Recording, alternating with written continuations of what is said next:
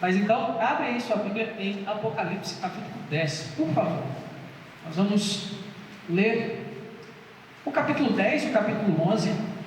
São dois capítulos, mas é basicamente só uma página.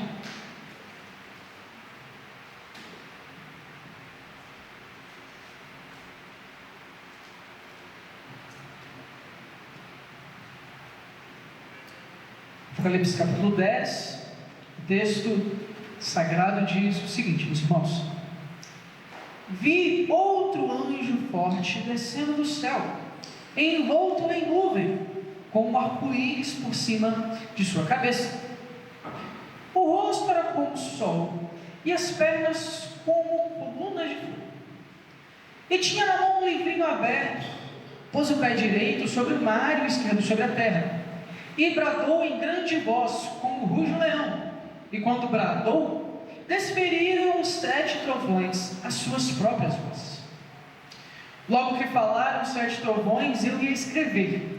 Mas ouvi uma voz do céu, dizendo: guarda em segredo as coisas que os 7 trovões falaram e não as escreves. Então o anjo que vi em pé sobre o mar e sobre a terra levantou a mão direita para o céu e jurou por aquele que vive pelos séculos dos séculos, o mesmo que criou o céu, a terra, o mar e tudo quanto neles existe. Já não haverá demora, mas nos dias da voz do 7º anjo, quando ele estiver para tocar a trombeta, cumprir-se-á então o mistério de Deus, segundo ele anunciou aos seus servos, os profetas. A voz que eu ouvi vinda do céu estava de novo falando comigo, dizendo: vai e toma o livro que se acha aberto na mão do anjo em pé sobre o mar e sobre a terra. Fui, pois, ao anjo, dizendo-lhe que me desse o livrinho. Ele então me falou: toma-o e devora-o. Certamente ele será amargo ao teu estômago, mas na tua boca doce como mel. Tomei o livrinho da mão do anjo e o devorei, e na minha boca era doce como mel. Quando, porém, o comi, o meu estômago ficou amargo. Então me disseram: é necessário que ainda profetizes a respeito de muitos povos, nações, línguas e reis. Foi-me dado um caniço semelhante a uma vara, e também me foi dito: dispõe-te, mede o santuário de Deus, o seu altar e os que nele adoram. Mas deixa de parte o átrio exterior do santuário, e não o meças, porque foi ele dado aos gentios. Estes, por 42 meses, calcarão aos pés a cidade santa. Darei as minhas 2 testemunhas que profetizem por 1260 dias, vestidas de pano de saco. São estas as 2 oliveiras e os 2 candeeiros que se acham em pé diante do Senhor da terra. Se alguém pretende causar-lhe dano, sai fogo da sua boca e devora os inimigos. Sim, se alguém pretende causar-lhe dano, certamente deve morrer. Elas têm autoridade para fechar o céu, para que não chova durante os dias em que profetizarem. Têm autoridade também sobre as águas, para convertê-las em sangue, bem como para ferir a terra com toda sorte de flagelos, tantas vezes quantas quiserem. Quando tiverem, então, concluído o testemunho que devem dar, a besta que surge do abismo pelejará contra elas e as vencerá e matará. E o seu cadáver ficará estirado na praça da grande cidade, que espiritualmente se chama Sodoma e Egito, onde também o seu Senhor foi crucificado. Então, muitos dentre os povos, tribos, línguas e nações contemplam os cadáveres das 2 testemunhas por 3 dias e meio, e não permitem que esses cadáveres sejam sepultados. Os que habitam sobre a terra se alegram por causa deles. Realizarão festas e enviarão presentes uns aos outros, porquanto esses 2 profetas atormentaram os que moram sobre a terra. Mas depois dos 3 dias e meio, um espírito de vida vindo da parte de Deus neles penetrou, e eles se ergueram sobre os pés. E aqueles que os viram sobreveio grande medo. E as 2 testemunhas ouviram grande voz vinda do céu, dizendo-lhes: subi para aqui. E subiram ao céu numa nuvem, e os seus inimigos as contemplaram. Naquela hora houve grande terremoto, e ruiu a 10ª parte da cidade, e morreram nesse terremoto 7.000 pessoas, ao passo de que outras ficaram sobremodo aterrorizadas e deram glória ao Deus do céu. Passou o segundo ai, eis que sem demora vem o terceiro ai. O 7º anjo tocou a trombeta, e houve no céu grandes vozes dizendo: o reino do mundo se tornou de nosso Senhor e de seu Cristo, e Ele reinará pelos séculos dos séculos. E os 24 anciãos que se encontram sentados no seu trono diante de Deus, prostraram-se sobre o seu rosto e adoraram a Deus, dizendo: graças te damos, Senhor Deus Todo-Poderoso, que és e que eras, porque assumiste o teu grande poder e passaste a reinar. Na verdade, as nações se enfureceram.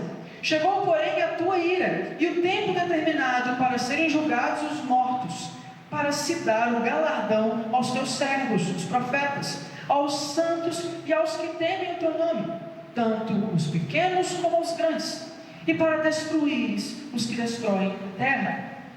Abriu-se então o santuário de Deus que se acha no céu, e foi vista a arca da aliança no seu santuário, e sobrevieram relâmpagos, vozes, trovões, terremoto e grande saraivada. Meus irmãos, abram também, por favor. Só mais uma leitura bem rápida. Em Mateus capítulo 28, dos versos 18 ao 20. Eu sei que esse versículo ele é bastante batido, graças a Deus. Talvez você já até saiba ele de cor, espero que sim. Mas vamos ler ele mais uma vez? Eu queria te convidar, inclusive, para a gente ler ele junto. Mesmo que talvez a sua versão seja um pouquinho diferente da minha, eu estou usando a Almeida Revista Atualizada, eu queria te convidar para ler esse texto junto comigo. Tá bom? Então, Mateus capítulo 28, do verso 18 até o 20.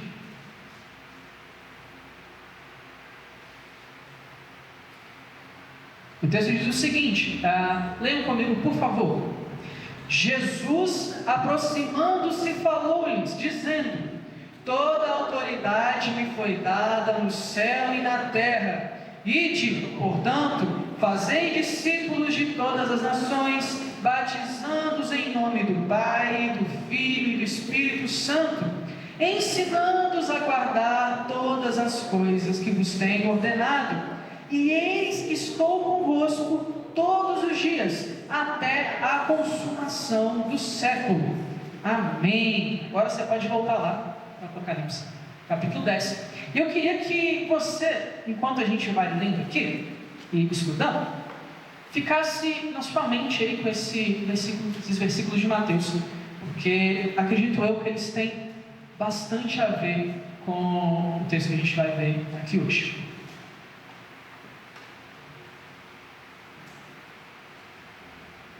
Bem, como eu disse, nós estamos continuando uma série de exposições, então já vieram algumas coisas antes desse texto que nós vamos estudar hoje.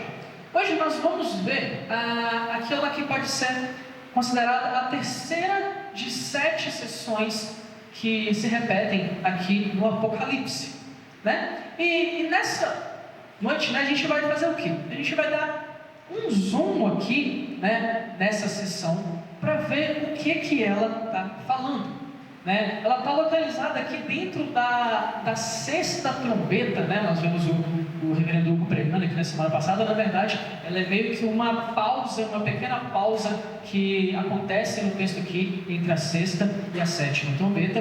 E, bem, eu tentei ser bastante didático aqui para a gente poder entender. Como vocês viram na leitura, é um texto com muitos detalhes e muitas figuras consideravelmente complexas. E o que eu fiz para a gente tentar entender isso aqui o melhor possível? Eu usei a mesma divisão que os editores da ARA aqui fizeram das sessões. Então eu dividi o texto em quatro sessões para a gente entender. Nós vamos usar a progressão natural do texto aqui. A primeira sessão, e eu botei outros nomes aqui diferentes desses que os editores da ARA deram. A primeira sessão, ela vai ser o seguinte: ela se chama o comissionamento da igreja para pregar o Evangelho, que é do capítulo 10, do verso 1 até o verso 11. A segunda é a igreja que foi comissionada em sua amplitude, do capítulo 11, os versos 1 e 2. A terceira é o avanço do Evangelho e os sofrimentos causados à igreja por isso, e o retorno de Cristo, que vai do versículo 3 até o versículo 14 do capítulo 11. E a quarta é o juízo do Cordeiro e o estabelecimento do reino consumado do nosso Senhor, que é do versículo 15 até o versículo 19 aqui do capítulo 11. Eu vou seguir essa ordem e eu também vou anunciando para vocês aí os subtópicos que eu coloquei para a gente conseguir entender. Então, se você gosta de anotar, é a sua oportunidade de deixar bem organizadinho aí, que vai ficar, se tudo der certo, vai ficar do jeito. Então, bem, como eu disse, né? Se você conseguiu pegar o spoiler aí da minha divisão, o que esse texto aqui está falando? Esse texto aqui, dentro dessa sequência e desses ciclos que aparecem em Apocalipse, ele está relatando a história da igreja em sua pregação ao Evangelho e a perseguição consequente que ela sofre por conta disso. Desde o momento em que o Senhor a comissiona a pregar esse Evangelho, tudo que vai acontecer ali, desde a primeira vinda de Cristo até a sua segunda vinda, né, com toda a perseguição que eles sofreram, os sofrimentos que vêm derivados disso, até o momento em que o Senhor Jesus vem para consumar finalmente o seu reino. E a primeira sessão, que é o capítulo 10, o verso 1 a 11, o comissionamento da igreja para pregar o Evangelho. Vamos ver primeiro aí essa figura do grande anjo forte, que é do versículo 1 até o versículo 4. E eu vou ler de novo sim, porque essas figuras são bem complexas e eu quero que vocês entendam. Vi outro anjo forte descendo do céu, envolto em nuvem, com arco-íris por cima de sua cabeça. O rosto era como o sol e as pernas como colunas de fogo. E tinha na mão um livrinho aberto. Pôs o pé direito sobre o mar e o esquerdo sobre a terra, e bradou em grande voz como ruge um leão. E quando bradou, desferiram os 7 trovões as suas próprias vozes. Logo que falaram os 7 trovões, eu ia escrever, mas ouvi uma voz do céu dizendo: guardem em segredo as coisas que os 7 trovões falaram, e não as escrevas. Bem, esse anjo forte não é a primeira vez que ele aparece no livro de Apocalipse. Nós vemos uma descrição já dele lá no capítulo 5 de Apocalipse.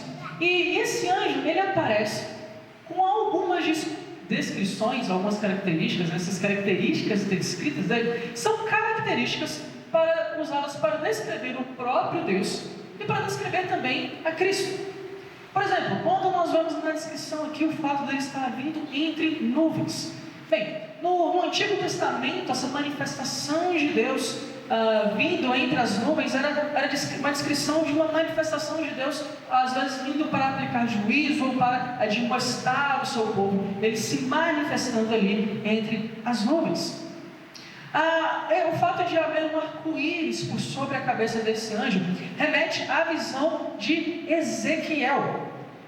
O rosto resplandecente como o sol mostra como reflete a imagem que nós temos de Cristo lá no capítulo 1, do verso 16, quando João tem a primeira visão de Jesus. E as suas pernas, como uma coluna de fogo, remetem àquela manifestação que o próprio Deus fez, né, quando ele libertava o seu povo do Egito, ele os guiava como uma coluna de fogo, né, uma demonstração do poder e da autoridade de Deus, né? Esses atributos refletidos ali estão representando então a santidade de Deus, né, através do seu rosto resplandecente, que nós vemos também lá em Cristo, né, o juízo de Deus, como eu já disse, e a misericórdia de Deus representado pelo arco-íris. Se você lembrar bem, né, quando depois que Deus acaba com a terra lá na história de Noé, ele coloca a sua aliança e ele estabelece a sua aliança como um símbolo do arco-íris, né? Uma das primeiras alianças que Deus faz com o seu povo, e aquilo também é um símbolo da misericórdia, Deus prometendo que não viria a destruir novamente o seu povo dessa forma, ou toda a terra. E bem, o que essa figura, então, está mostrando para a gente, né? Essa figura, esse grande anjo, ele está aqui, nessa cena, como um grande representante de Deus. Nós vemos que, provavelmente, aquilo que ele está aqui, ele não é o próprio Deus, como nós veremos mais à frente. Ele faz um juramento até por aquele que é o Criador de todas as coisas. Mas ele aqui é como se estivesse sendo um embaixador de Deus. Aquele que é enviado por Deus com a sua autoridade para exercer algum mandado que o Senhor o colocou para fazer. Então, esse anjo que estava ali como um representante, um embaixador do Senhor, ele vai dizer algo e a sua voz é uma voz como um rugido de leão. Nós vemos isso no verso 3. E bradou em grande voz como um ruge de leão, e quando bradou, desferiram 7 trovões de suas próprias vozes. Esse rugido de leão, bem, eu não sei se os irmãos sabem, ou já tiveram a oportunidade de fazer, quem sabe, um safari. Acho que você já fez safaris? Você já esteve para o lado de lá. Quando um leão ruge, ou às vezes quando um leão está ali demonstrando o seu poder e demarcando seu território, o rugido de leão ele pode ser escutado até 5, 6 quilômetros de distância. Né? Imagina só, você está andando e você começa a ouvir e você fala, meu Deus, o leão vai me comer, ele está longe dele. O que você está mostrando? Ele está mostrando aqui como que o que vai ser dito e o comissionamento que nós vamos ver logo à frente deve ser um comissionamento que deve ser proclamado com intensidade. Como um rugido de leão que ecoa e vai bastante longe, com bastante força e intensidade. Ele está evocando aqui essa figura, como um rugido de leão. E quando ele faz esse rugido de leão, essa voz que é como um rugido de leão, por sua intensidade, por sua propagação, por sua força, em resposta a esse rugido, ouve-se então 7 vozes como trovões. E João então se prepara para escrever ali o que vai ser o que ele ouve. Mas João é censurado e fala, olha, João, não escreve isso aí não. Aí está no versículo 4, olha, guarda em segredo as coisas que os 7 trovões falaram e não as escrevam. O que está acontecendo aqui? O que está acontecendo aqui é a primeira manifestação daquele que comissionaria, desse representante divino, desse anjo que está ali representando o próprio Deus. Ele está comissionando João, se manifestando, mostrando quem é que está ali, cheio de autoridade, de poder, de justiça e santidade, mostrando para João como deveria ser feita essa tarefa, falando, olha João, você vai, presta atenção no que está falando com você, é importante. Presta atenção na autoridade de quem está falando com você, é importante. Presta atenção em de onde está vindo a comissão que você vai receber, é muito importante. E bem, quando ele ouve então os 7 trovões e fica ali, é proibido de escrever o que estava acontecendo, nós temos majoritariamente 2 possibilidades por que é que João é proibido de escrever e registrar o que está acontecendo. Primeiro porque simplesmente não é da nossa conta o que Deus falou com João e era só para ele saber. Né? Assim como talvez como Paulo descreve lá que ele esteve no terceiro céu e ouviu coisas que ao homem, né, não são coisas inalcançáveis e que ele não teria condições de ouvir, de transmitir. Aqui é uma possibilidade que João está recebendo uma informação que não é da conta da humanidade e que simplesmente o Senhor não quer revelar à sua igreja. Outra possibilidade é que os trovões, a manifestação, a intensidade dos trovões ali, representam, via de regra, uma manifestação de Deus para juízo. Isso faz sentido dentro da progressão que estava acontecendo aqui das trombetas,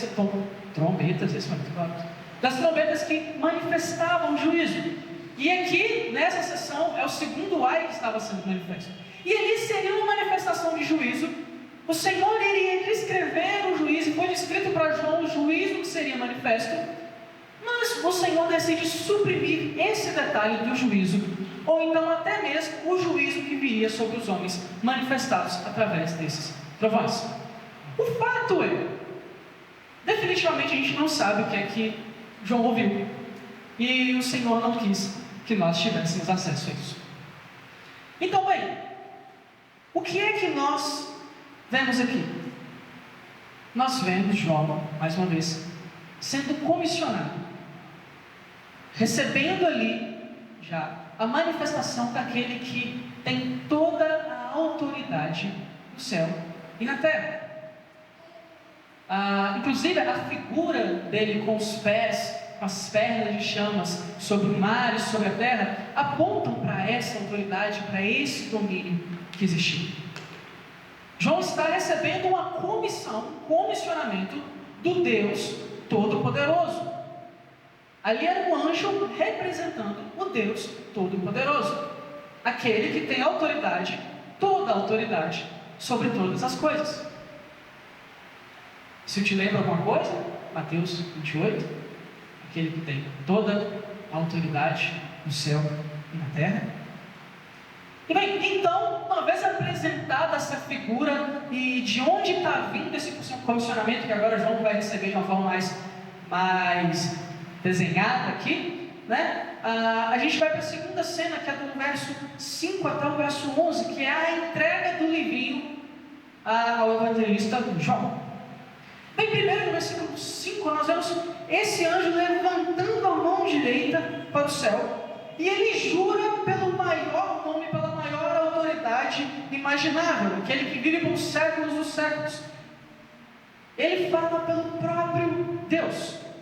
E no verso 6 diz o seguinte: e jurou por aquele que vive pelos séculos dos séculos, o mesmo que criou o céu, a terra, o mar e tudo quanto neles existe. Já não haverá mais demora. Esse anjo, ele levanta para os céus, aponta para os céus, levanta esse livrinho e fala: olha, já está prestes a acontecer e já vai acontecer, não vai demorar muito mais. Aquilo que tem que ser acontecido, vai acontecer. Mas afinal de contas, para que não haverá mais demora? A demora que não haverá mais, aquilo que tem para acontecer, que não vai demorar muito mais a acontecer, é justamente a sétima trombeta, a última trombeta que falta, que nós vemos aqui no capítulo 11 ser tocada. A consumação de todas as coisas. Ele está falando: olha, já não haverá mais demora. O Senhor está agindo. Então, quando esse último ciclo se completar, nós vemos aqui, a partir do verso 7, que nesse último ciclo, quando a última trombeta tocar, cumprir-se-á então o mistério de Deus, segundo ele anunciou aos seus profetas.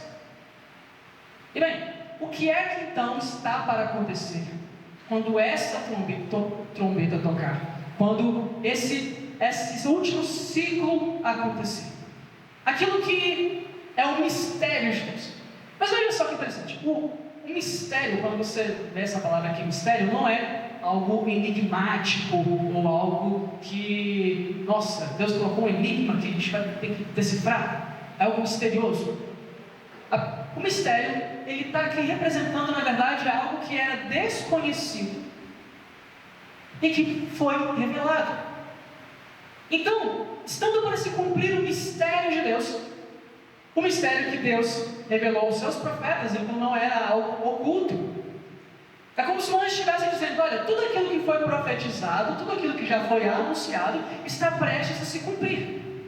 Aquilo que foi revelado aos seus profetas, aquilo que foi revelado aos escritores bíblicos, aquilo que foi revelado ao longo da revelação, isso já está prestes a acontecer. Talvez até mesmo aquilo que o Senhor revelou ao próprio João aqui, na escrita de Apocalipse. O mistério, aquilo que era oculto, mas que agora foi revelado, e que já havia sido revelado aos profetas de Deus. Isso está prestes a acontecer, não há mais demora. Em resumo, a entrega do Evangelho à igreja. Perdão, irmãos, pulei aqui. O que é que está acontecendo aqui? Esse anjo fala isso. Então, nós vemos essa progressão, e nós vemos a sétima trombeta. Eu vou misturar toda vez que eu falo trombeta, gente, desculpa. Ela está prestes a ser tocada. Então, o que isso dá ponto para a gente? Que o comissionamento do Evangelho, a entrega do Evangelho ao povo de Deus e o comissionamento do povo de Deus para evangelizar é também um sinal dos fins dos tempos. É um sinal de que o fim dos tempos, a consumação de todas as coisas está próximo. Lembra que nós já falamos aqui algumas vezes que os últimos tempos, o fim dos tempos, foi inaugurado quando o Senhor Jesus veio? Quando o Senhor Jesus vem, Ele comissiona a igreja de pregar o seu Evangelho, lá em Mateus 28. E esse comissionamento aponta para que a consumação de todas as coisas está próxima. Isso é o que está acontecendo aqui. E do versículo 8 até o versículo 11, o que nós vemos? O anjo então entrega o livrinho para João. Esse livrinho que é o Evangelho, e manda João comer. E bem, isso primeiro aponta para aquilo, para o comissionamento, para aquilo que está sendo entregue a João. Mas é interessante que essa figura dessa entrega e de que ele coma esse livro traz alguns significados muito interessantes. Primeiro, alguns comentaristas defendem que essa figura mostra que o Evangelho ele não deve ser apenas carregado como uma simples mensagem, mas ele deve ser levado como algo que faz parte de nós. Aquele que pega o Evangelho, João não pega o Evangelho, não pega esse livrinho e o coloca numa bolsa e sai correndo. Ele o come. Ele coloca para dentro, ele internaliza. A gente que é brasileiro é uma figura bem legal, né? Quando você fala, não, você tem que comer Bíblia. Pois é, João literalmente quase foi isso aí. O Evangelho deve fazer parte integrante da vida daqueles que são comissionados para esse anúncio. Outra coisa também é que esse Evangelho, ao ser comido por João, ele tem então um gosto doce na boca, mas ao chegar no estômago ele é amargo. Isso aponta primeiro para a maravilha que é dessas palavras em nossa boca. Ou então quando nós conhecemos o Evangelho e como ele é doce e a mensagem da salvação. E quando ele desce para o nosso estômago, ele é amargo, primeiro porque aqueles que são comissionados a anunciarem o Evangelho e levar essa mensagem são também co-participantes dos sofrimentos de Cristo. Cristo sofreu e foi rejeitado. E ele deixou muito bem avisado que se ele foi rejeitado, nós com certeza seríamos. Cristo disse que no mundo nós teríamos aflições. E apesar da mensagem do Evangelho ser na boca uma mensagem doce de salvação, ser uma mensagem que profere a vida e vida em abundância, o Evangelho em nossas vidas, apesar de, no final das contas, ser a melhor coisa que nós temos, na nossa caminhada nos trará sofrimentos. Isso também aponta para a relação que existe, não somente nessa dinâmica daquele Evangelho que eu tenho, mas no proclamar do Evangelho. Quando o Evangelho é anunciado, imagine só, espero que você tenha a prática de pregar. O Evangelho é a coisa mais doce que nós podemos dizer. O Evangelho é quando você chega para uma pessoa completamente inimiga do Senhor, morta, e fala para ela: olha, você pode viver de novo. Existe esperança para você. Existe esperança para esse estado miserável que você está. Mas existe nesse contato a possibilidade de sofrimento daquele que prega. Afinal de contas, quantas vezes nós vemos o relato bíblico daqueles pregadores de Filipe, de Estevão, do próprio apóstolo Paulo, sendo perseguidos, torturados por conta do Evangelho. Talvez o nosso sofrimento não seja tão grande por conta do Evangelho, porque talvez nós não tenhamos pregado tanto o Evangelho. Talvez o Evangelho tenha sido muito doce em nossa boca, mas não esteja sendo amargo, porque nós não assumimos essa comissão que nos pregaram. Não é mesmo? Em resumo, o que dá para a gente tirar dessa primeira cena que nós vemos aqui? A mensagem do Evangelho, o anúncio do Evangelho, nos foi dado pelo Senhor de todas as coisas, por aquele que tem toda a autoridade no céu e na terra, por aquele que é justiça, por aquele que é santidade, por aquele que domina sobre todas as coisas. O fato de nós estarmos pregando o Evangelho é um sinal muito claro de que as coisas estão muito prestes a acabar, de que a sétima trombeta está prestes a ser tocada. E esse Evangelho, que é doce dos nossos lábios, vai nos trazer sofrimento, enquanto nós somos fiéis a essa comissão que nos foi dada. É isso que nós encontramos nesses primeiros 10 versículos, nesse capítulo 10. É essa imagem, toda essa série de figuras está nos mostrando isso. É basicamente a mesma comissão que nós ouvimos lá, lemos em Mateus 28, com alguns detalhes a mais, e com João já vendo o que está acontecendo, o que iria acontecer ali na prática. Bem, a segunda parte, que é o capítulo 11, versos 1 e 2, é a igreja comissionada na sua amplitude. Bem, está escrito o seguinte: foi-me dado um caniço semelhante a uma vara, e também me foi dito: dispõe-te e mede o santuário de Deus, o seu altar e os que nele adoram.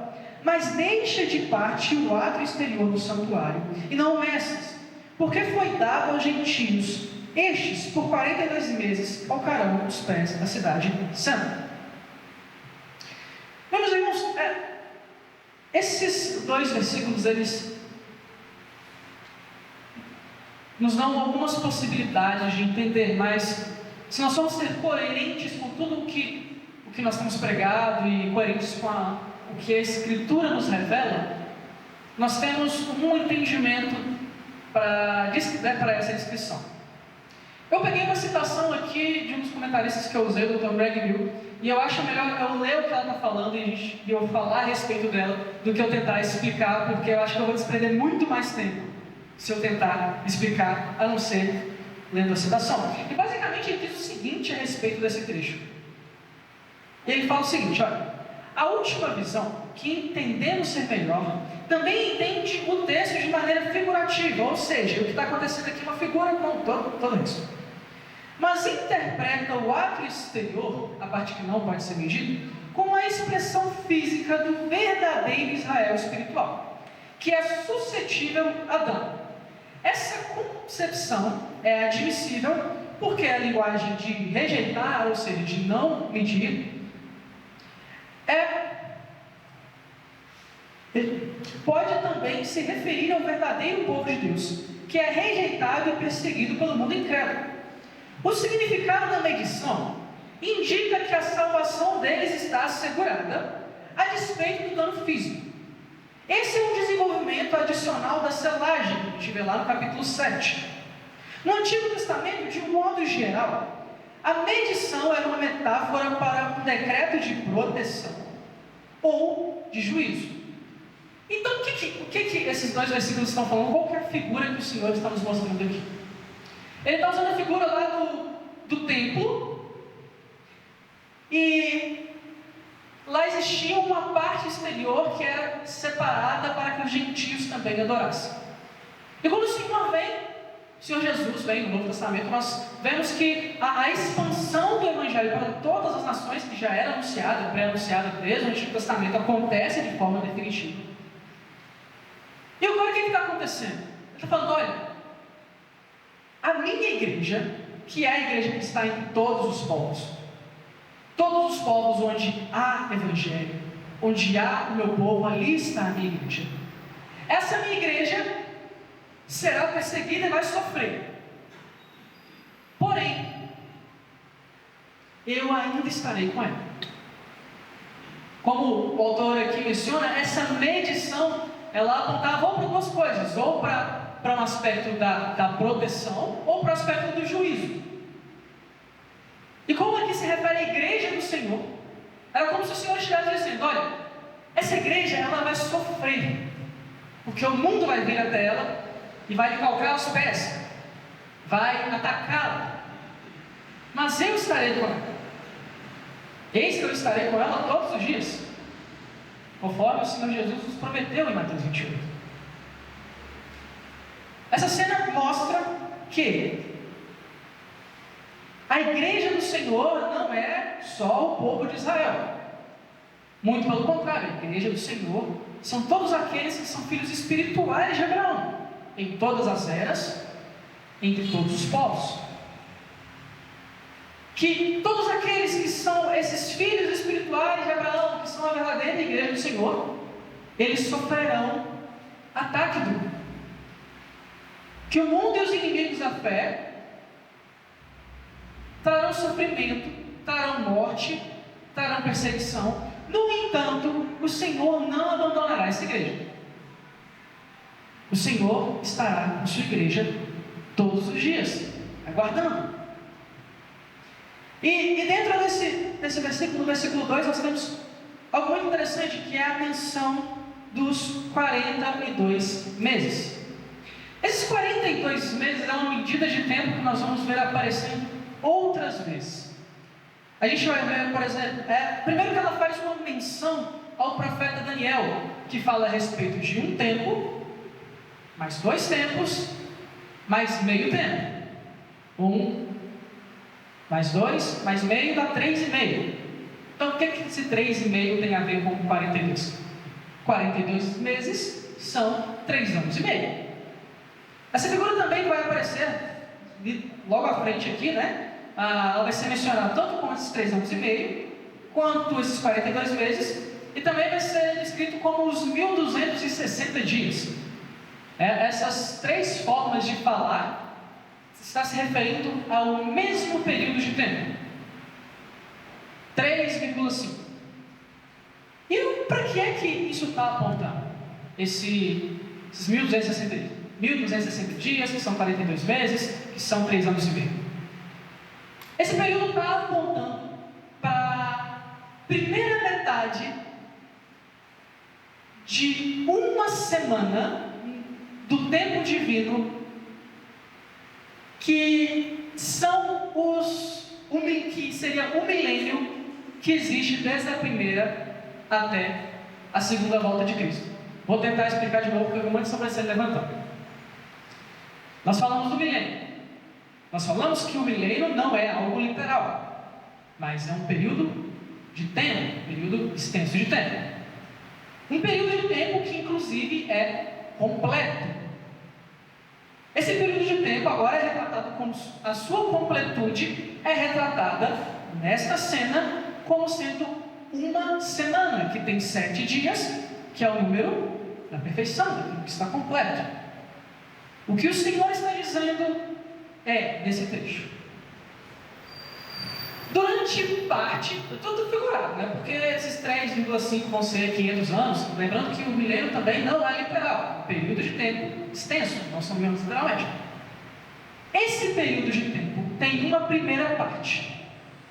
Essa primeira parte é a primeira metade dessa semana, que é esse milênio. Nessa primeira parte, é isso que vai estar acontecendo. A igreja foi comissionada por Deus, ela está pregando o Evangelho e ela está sendo perseguida pelos inimigos do Evangelho, enquanto o Senhor aguarda. É isso que está acontecendo.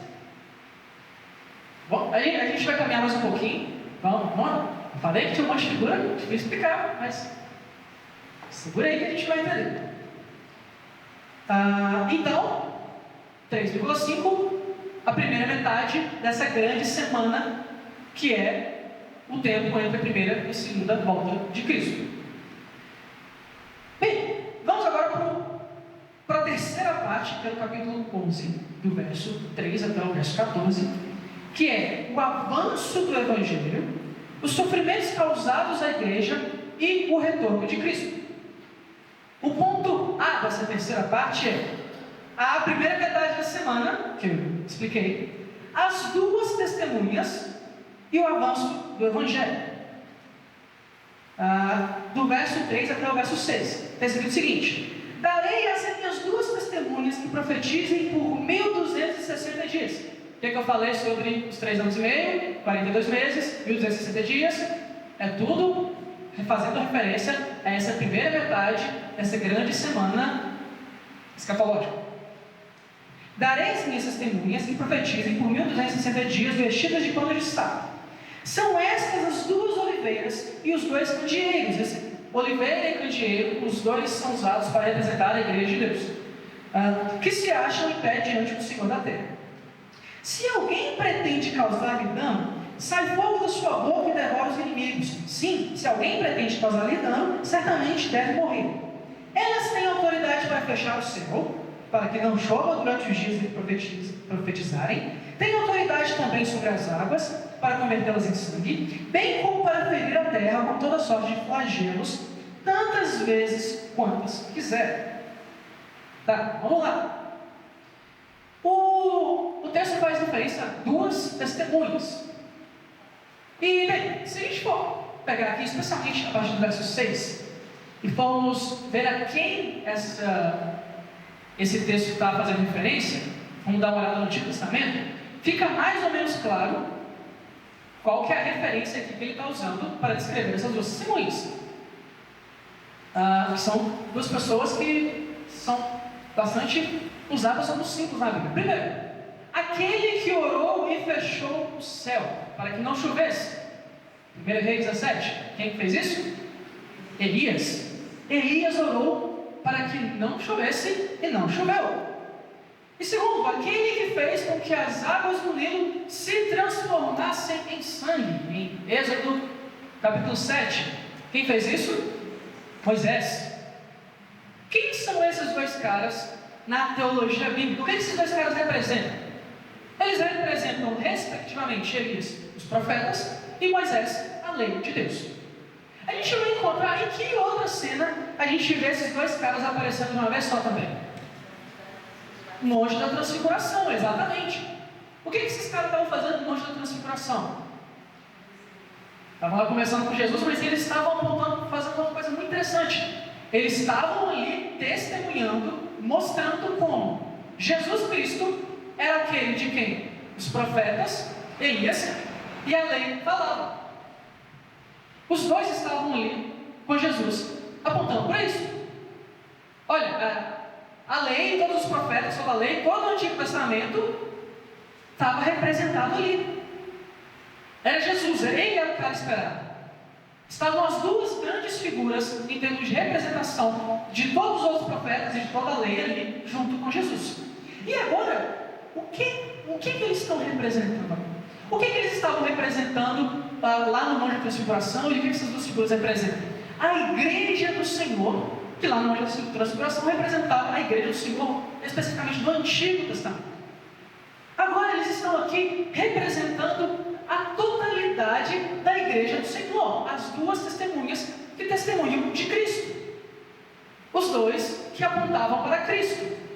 Tudo o que aconteceu que aponta para Cristo e testemunha de Cristo e da existência de Cristo. E aí é dito que essas duas testemunhas, que na verdade não são duas pessoas fisicamente, mas apontam para a igreja do Senhor, para a igreja que foi comissionada, juntamente, através do livrinho, para levar esse evangelho, mostrando como que a igreja do Senhor tem autoridade durante esse período. E é interessante pensar que foi no poder de Elias que Elias fechou os céus e não choveu? Não, foi no poder do Senhor. Elias orou e o Senhor fez o céu. Foi no poder de Moisés que ele transformou o Nilo em sangue? Não, foi uma ação do Senhor. E o que essa trecho está mostrando? Que há essa autoridade, esse poder que vinha do Senhor, que vem do Senhor na vida desses dois homens, que fez com que eles operassem essas maravilhas, eles deu autoridade para testemunhar do Senhor, é o mesmo poder, é a mesma autoridade que a igreja hoje tem para testemunhar de Jesus. Então você, meu irmão, minha irmã, como crente em Cristo, e um comissionado pelo Deus Todo-Poderoso, que tem autoridade no céu e na terra, tem a mesma autoridade que vem de Deus para testemunhar, a mesma autoridade que Moisés e Elias tinham, uma autoridade que provém do Senhor, porque o Senhor Jesus nos disse em Mateus 28 que todo o poder lhe foi dado no céu e da terra, e que nós devemos ir pregar o Evangelho, e que Ele estaria conosco todos os dias. É Ele quem faria com que o nosso testemunho fosse efetivo ou não.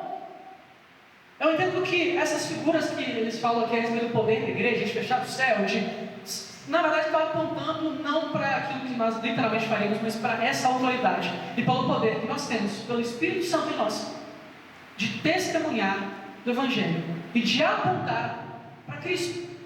É isso que está falando aqui. Nós temos exatamente o mesmo poder que Moisés teve para enfrentar todo o império egípcio em nome de Deus, e que Elias teve para enfrentar Acabe e Jezabel em nome de Deus. Nós também temos, por conta que o poder não vem de nós, ele vem de Deus. Glória a Deus. O 3b aqui vai do verso 7 até o verso 10, que é a segunda metade da semana, a abreviação dos tempos e a estagnação do avanço do Evangelho. O texto diz o seguinte, do verso 7 até o verso 10: quando tiverem então concluído o testemunho que devem dar, a besta que surge do abismo pelejará contra elas e as vencerá e matará. E o seu cadáver ficará estirado na praça da grande cidade, que espiritualmente se chama Sodoma e Egito, onde também o seu Senhor foi crucificado. Então muitos dentre os povos, tribos, línguas e nações contemplam os cadáveres das suas testemunhas por 3 dias e meio, e não permitem que esses cadáveres sejam sepultados. Os que habitam sobre a terra se alegram por causa deles. Realizarão festas e enviarão presentes uns para os outros, porquanto esses 2 profetas atormentaram os que moram sobre a terra. O que a gente está vendo aqui? A primeira semana, que foi os 3 anos e meio, foi uma semana de, vou usar um termo aqui, não sei se era mais correto, de avanço implacável do Evangelho. Onde nesses primeiros 1260 dias, a igreja avançaria com o Evangelho de forma intensa e praticamente imparável. Talvez um chamado avivamento global, que está escrito aqui, todo o movimento do Evangelho avançando pela terra. E aqui o que nós vemos? O começo da segunda semana, da segunda parte dessa semana. E nessa segunda parte dessa semana, o que acontece? Bem, é o momento em que o avanço do Evangelho aparentemente não ocorre como antes. O momento em que essa besta que surge do abismo, e ela representa o poder satânico, e como o mundo é adversário da igreja, e esse poder surge, e esse poder peleja contra a igreja, e ele aparentemente derrota e suprime a igreja. Durante essa segunda metade, é como se o mundo tivesse ido com tanto ímpeto, com tanta força, que o Evangelho fosse diminuindo, o amor fosse esfriando, e a ação da igreja fosse sendo apagada. A ponto da igreja ser resumida, diminuída, como um corpo inanimado. Um organismo inerte, quem sabe uma organização inerte. O momento em que a igreja está ali, todos vêm e comemoram, porque a igreja não incomoda mais o mundo. Ela está ali. E a gente está comemorando, o mundo está comemorando, porque ela não está nos incomodando mais, porque antes ela nos atormentava. Quase todo mundo aqui estava na pregação de domingo, né? O pastor Amaro falou uma coisa muito interessante, que há não muito tempo atrás, não sei, não, talvez há muito tempo atrás, os crentes eram tidos como aqueles que eram burros, ou bobos, ou inocentes. E hoje os crentes são tidos como os inimigos do mundo. Como os crentes são aqueles que querem podar a vontade social e podar as pessoas de exercerem a sua vontade, e que são anti o progresso e que discordam de tudo que o mundo acha que é bom. Os crentes são aqueles que atormentam e atrapalham o mundo. E nesse momento aqui o mundo fica feliz porque a igreja aparentemente não foi aniquilada na face da terra, mas a situação foi reduzida no interior de suas paredes. Ela é uma organização, mas ela não incomoda mais ninguém. Ela está ali, todos estão vendo ela na praça do grande mundo, que é Sodoma ou Egito, e a cidade onde nosso Senhor foi crucificado, mas o Senhor não foi crucificado nem em Sodoma nem no Egito, ele foi crucificado em Roma. O que são essas três figuras? Figuras que a Bíblia usa para o mundo. Então, o que isso está escrito? É o momento em que se inicia a segunda semana, onde a igreja resume a sua ação a uma ação interna e inerte e apática. E esse momento ele inicia a segunda semana. E é interessante que vocês vão ver que a primeira parte, falando segunda semana, a segunda metade dessa semana, a primeira parte é descrita como 3 anos e meio, enquanto a segunda parte é descrita como 3 dias e meio. Por que existe essa diferença? Eu acredito que isso esteja intimamente relacionado com o que o Senhor disse lá em Mateus 24, 21 e 22, quando ele faz o sermão profético. E ele diz o seguinte: porque nesse tempo haverá grande tribulação, como desde o princípio do mundo até agora não tem havido e nem haverá jamais. Não tivessem aqueles dias sido abreviados, ninguém seria salvo, mas por causa dos escolhidos, tais dias serão abreviados. É como se o Senhor tivesse pegado então esse milênio, dividido em 2 partes. A primeira parte é a primeira parte que é mais longa, em que a igreja avança e o evangelho avança, e a segunda parte é quando a igreja é então sufocada pelo mundo. E o que deveria talvez ter o mesmo tamanho, a mesma duração, é dito pelo Senhor Jesus que esses tempos foram abreviados, foram encurtados. Tamanho sofrimento que haveria nesse tempo, tamanha perdição e a tristeza que haveria nesse tempo. Vocês lembram que o Senhor Jesus disse que estariam conosco todos os dias? Vocês pararam para pensar que o que está falando aqui é que Deus interfere na duração da história por amor dos seus filhos? O que está falando aqui basicamente é o seguinte: a segunda metade da semana eu vou diminuir para vocês sofrerem menos. É isso que está sendo dito aqui. Se existe alguém que acha que lê a Bíblia e acha que Deus deu corda no mundo e foi embora, eu não sei que Bíblia esse cara está lendo, não tem condição. Está lendo muito errado, não, é absurdo entender uma coisa dessa. O Senhor está movendo a duração do tempo em favor da sua igreja. E o que nós estamos vendo aqui, né? É o relato de como a igreja, neste segundo momento, aparentemente sucumbe ao mal que se levanta contra ela. A igreja se encala. Também vemos que o Senhor não está ignorando o que está acontecendo. O Senhor, por amor de sua igreja, age na história, encurtando a história para que sua igreja seja favorecida.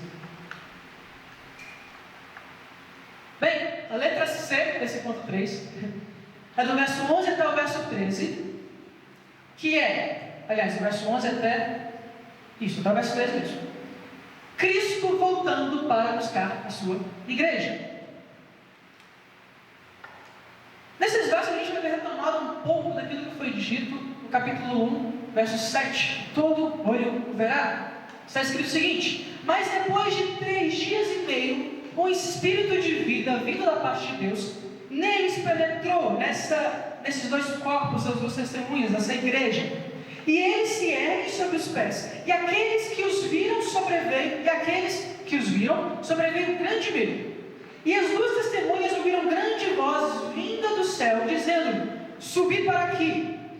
E subiram ao céu uma nuvem, e os seus inimigos as contemplaram. Naquela hora houve grande terremoto, e ruiu a 10ª parte da cidade, e morreram nesse terremoto 7.000 pessoas, ao passo de que as outras ficaram sobremodo aterrorizadas e deram glória ao Deus do céu. O que nós estamos vendo então? O começo da manifestação do Senhor Jesus no último dia. O dia em que, tocada a trombeta, os mortos em Cristo ressuscitarão primeiro, e nós que estamos vivos, juntamente com eles, seremos arrebatados aos céus, e encontraremos com Ele nas alturas, e Ele estabelecerá o seu reino de forma definitiva e maravilhosa. É isso que está sendo descrito aqui. O momento em que o Senhor pega a sua igreja, que foi suprimida pelo mundo, que até mesmo parou de fazer a comissão que lhe tinha sido dada, Ele vem resgatar essa sua igreja e exercer o juízo sobre todos aqueles que não são seus filhos. É interessante que nós temos uma figura aqui, uma descrição de que primeiro são mortos 7.000 e aqueles que não são mortos estão dando glória a Deus. Basicamente, o que está sendo descrito aqui? O Senhor chega causando uma grande destruição, e essa glória a Deus que eles dão, não é porque eles se convertem. Existem pessoas que vão defender que Jesus vai voltar e depois vai buscar a igreja, e que vai ficar uma galera aqui, e que essas pessoas vão poder se converter depois. Não, isso não vai acontecer. Os poucos primeiros que resistirem a esse primeiro impacto da vinda de Cristo, a não ser ponto de literal existe isso, mas os poucos primeiros que resistirem a esse primeiro impacto da vinda de Cristo vão ficar tão aterrorizados, que é o que o texto diz. Eles não se convertem, eles não temem a Deus por causa da sua glória, mas eles temem a Deus por causa da sua ira. Eles ficam tão aterrorizados que eles falam: cara, é verdade o que a igreja está falando. Agora deu ruim para a gente. É inegável que o Senhor está vindo, e todo o joelho se dobrará diante dele. Todo joelho se dobrará diante de Cristo. Como é que está seu joelhinho, irmão? Está em dia? Está meio inchado? O meu está meio detonado aqui já. Esse joelho vai se dobrar diante de Cristo. O joelho daqueles que odeiam a Cristo, odeiam a igreja, vai se dobrar diante de Cristo. Seja para adorá-lo, ou seja por medo. Nós vamos ver em outro trecho que no dia da manifestação, usando também figuras, as pessoas se jogarão nos vales e pedirão que as montanhas se joguem em cima delas, para que as esconda do tamanho do terror que está sendo manifestado. E bem, a última parte, a quarta parte do capítulo 11, verso 15 até o verso 19, é o juízo do Cordeiro e o estabelecimento do reino consumado. Bem, eu acho que esse texto, esse trecho, ele fala muito por si só, a partir do que a gente já viu aqui um pouco para trás. Mas, para caso haja alguma dúvida, nós vemos aqui descrito os 24 anciãos do verso 16, que representam a totalidade da igreja de Cristo. Esse é o maior entendimento para esses 24 anciãos. E nós vemos também a Arca da Aliança sendo apresentada lá no verso 19. Essa Arca da Aliança, quando nós olhamos para o Antigo Testamento, mais uma vez, nós vemos ela simbolizando tanto a presença de Deus no meio do seu povo, quanto o juízo de Deus que vem contra os seus inimigos. Quando também o povo vai destruir lá Jericó, e eles levam a Arca da Aliança. E a Arca da Aliança vai simbolizando que Deus está no meio daquele povo, que o Senhor é quem está vindo contra o povo de Jericó. E meus irmãos, eu acredito que a gente precisa simplesmente ler mais uma vez o que está escrito aqui, que vai explicar e por si só se explica. E o texto está dizendo o seguinte: o sétimo anjo tocou a trombeta, que não demora muito para ser tocada. E houve no céu grandes vozes dizendo: o reino do mundo se tornou de nosso Senhor e do seu Cristo, e Ele reinará pelos séculos dos séculos. E os 24 anciãos que se encontram sentados no seu trono diante de Deus, prostraram-se sobre o seu rosto e adoraram a Deus, dizendo: graças te damos, Senhor Deus Todo-Poderoso, que és e que eras, porque assumistes o teu grande poder e passaste a reinar. Na verdade, as nações se enfureceram. Chegou, porém, a tua ira, e o tempo determinado para serem julgados os mortos, para se dar o galardão aos teus servos, os profetas, aos santos e aos que temem o teu nome, tanto aos pequenos como aos grandes, e para destruires os que destroem a terra. Abriu-se então o santuário de Deus que se acha no céu, e foi vista a arca da aliança no seu santuário, e sobrevieram relâmpagos, vozes, trovões, terremoto e grande saiva. Glória a Deus, meus irmãos.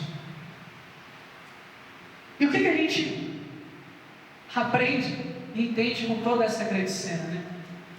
Essa cena aqui, desses dois capítulos, é uma descrição de toda a história do avanço do Evangelho da igreja do nosso Senhor Jesus, e de como as coisas vão se dar em relação à nossa pregação. Talvez você leia isso aqui e esteja pensando: poxa, mas já estamos passando para a segunda metade da semana, né? Parece ali que o mundo está avançando, que a igreja está sendo suprimida. Talvez isso te desmotive a pregar o Evangelho. Essa, eu te afirmo com toda certeza, é uma aplicação, uma percepção, um entendimento completamente equivocado desse texto. Esse texto não está aqui para nos dizer que em determinado momento a gente pode desistir e falar: já que o mundo vai nos suprimir, por que eu vou tentar avançar? Muito pelo contrário, meus irmãos.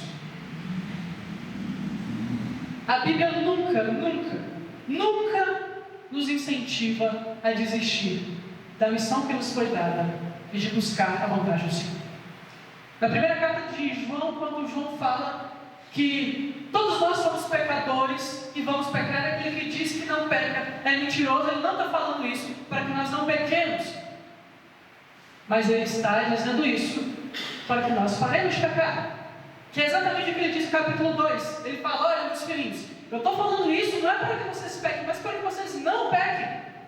E se por acaso alguém pecar, temos um advogado junto ao Pai, Jesus Cristo o justo, e Ele é a propiciação pelos nossos pecados, não só pelos nossos pecados, mas também pelo mundo inteiro, apontando para como o Senhor Jesus salva entre todos os povos, línguas e nações. Porque esse texto deve fazer em nossos corações nos motivar, meus irmãos, a no mínimo, naquilo que depender da gente, estender o máximo possível esses 3 anos e meio. A no mínimo ver que o mundo está se levantando e não aceitar isso de bandeja, muito pelo contrário, lutar para que o Evangelho avance, porque pessoas precisam ser salvas. Você sabe que o seu filho, o seu irmão, a sua mãe, o seu primo, o seu colega, eles ainda estão à mercê de receber essa ira do poder. Se nós desistimos de pregar o Evangelho, primeiro é porque o Evangelho não está em nós, porque nós não amamos o perdido. Primeiro e único motivo. Se nós conhecemos a Jesus e temos a misericórdia de sabermos como as coisas procederão pela graça do nosso Deus, o que nós temos que fazer, meus irmãos, então, é apertar o passo. Porque, sem demora, a 7ª trombeta vai ser tocada. Se coloque de pé, vamos orar, pedindo ao Senhor que Ele nos dê esse ímpeto para sermos fiéis a Ele. seus olhos, pensando no que você ouviu, aonde nós estamos, qual é o momento que nós estamos. É tempo de quê? Senhor, nós te rogamos graça e misericórdia a nós que somos as tuas testemunhas.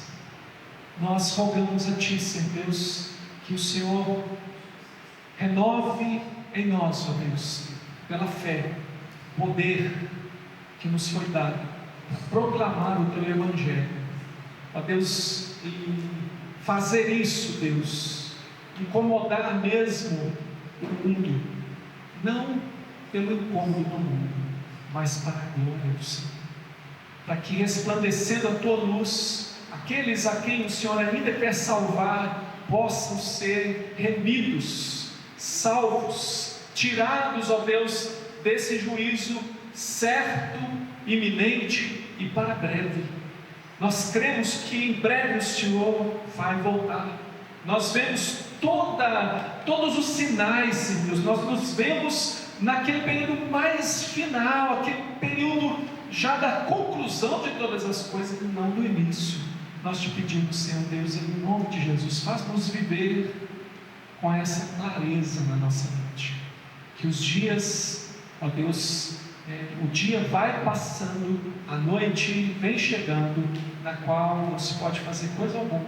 Enquanto é dia ainda, Senhor Deus, dá-nos fôlego, dá-nos braços fortes, diligentes, para semear a semente, para fazer o nosso papel de igreja, testemunhar enquanto aguardamos a tua volta, Senhor, e dizemos: Maranata, vem, Senhor Jesus.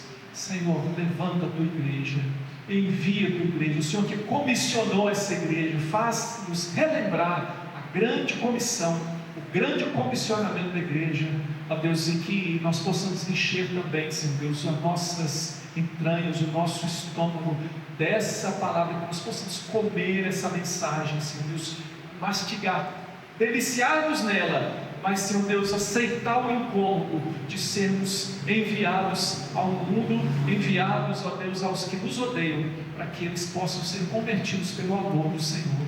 Nós te suplicamos, Deus, perseverança da tua igreja, na certeza de que pedimos algo que o Senhor faz. Por isso, Deus, temos a convicção de que pedimos e recebemos, porque o Senhor há de preservar a tua igreja até a tua volta. Nós esperamos por ti, Senhor. Abençoa o teu povo, que a graça do Senhor Jesus, o amor de Deus, o nosso Pai, e a comunhão do Espírito do Senhor seja com todos nós, sobre toda a terra, todo aquele que ama e que confessa o nome de Jesus, agora e sempre. Amém.